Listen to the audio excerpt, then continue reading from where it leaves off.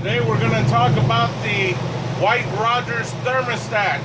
We're inside a walk-in freezer and I just done a little repair on this.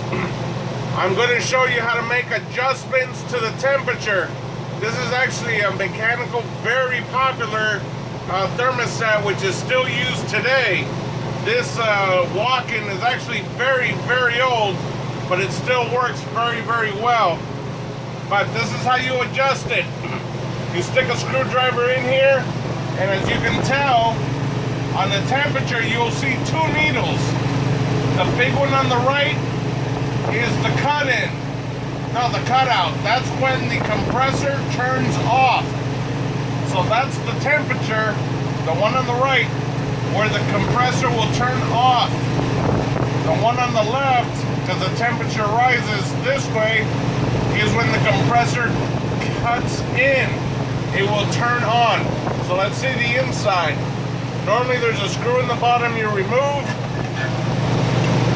And as you can see the dial, there's a screw in the center, in between. That controls the differential.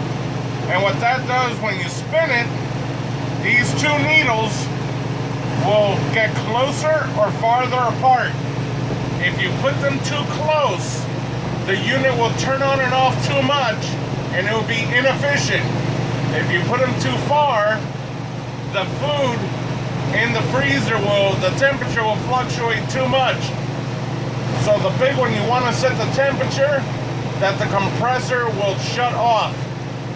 And then the little one is the temperature that the compressor will turn back on. And that's it. It's all mechanical, and this is where the bulb is. The temperature sensor part. So, in reality, the big one's the temperature that you want to set. The little one is where the compressor kicks in because of the rising temperature. And that's it. It's very simple. Thanks for watching.